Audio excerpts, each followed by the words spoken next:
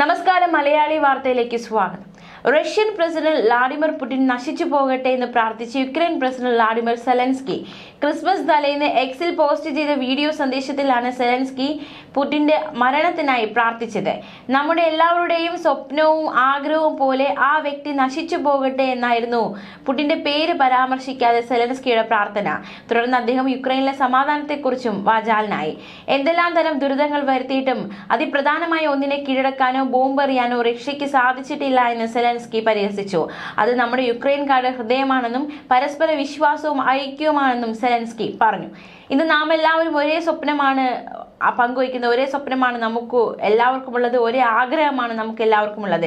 എല്ലാവരും പറയുന്നത് പോലെ അയാൾ നശിക്കട്ടെ എന്നായിരുന്നു സെലൻസ്കി വീഡിയോ സന്ദേശത്തിൽ പറഞ്ഞത്. റഷ്യൻ പ്രസിഡന്റ് വ്ളാഡിമിർ പുടിനെയാണ് ഉദ്ദേശിച്ചതെന്ന കാര്യം വ്യക്തം. കാരണം നമുക്കറിയാം, യുക്രൈൻ റഷ്യ പോരാട്ടം ഇപ്പോൾ വർഷങ്ങൾ പിന്നിട്ടിരിക്കുകയാണ്. ഒരുപാട് നാളുകളായി തുടരുന്ന ഇവരുടെ യുദ്ധത്തിൽ യാതൊരു അന്ത്യവും ഇതുവരെ വന്നിട്ടില്ല. സമാധാന കരാറുകളൊക്കെ ശ്രമിക്കുന്നു, പക്ഷെ അതൊരു അന്ത്യത്തിലേക്ക് എത്തുന്നില്ല. വലിയ രീതിയിലുള്ള പോരാട്ടം തുടർന്നുകൊണ്ടിരിക്കുന്നു. യുക്രൈന്റെ സമാധാനത്തിനായി പോരാടുകയും പ്രാർത്ഥിക്കുകയും ചെയ്യുന്നു എന്നാണ് സെലൻസ്കി പറയുന്നത്. അതിനിടയിലാണ് ഇത്തരത്തിലുള്ള ഒരു പ്രാർത്ഥന കൂടി സെലൻസ്കി മുന്നോട്ട് വെച്ചിരിക്കുന്നത്.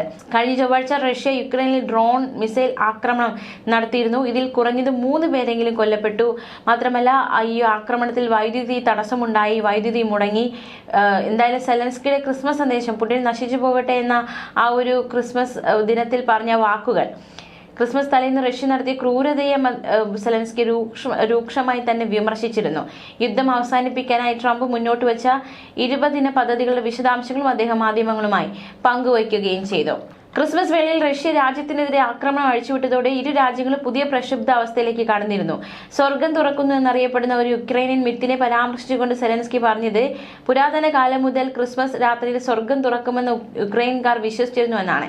നിങ്ങളുടെ സ്വപ്നം അവരോട് പറഞ്ഞാൽ അത് തീർച്ചയായും യാഥാർത്ഥ്യമാകും. ഇന്ന് നാം എല്ലാവരും ഒരു സ്വപ്നം പങ്കിടുന്നു.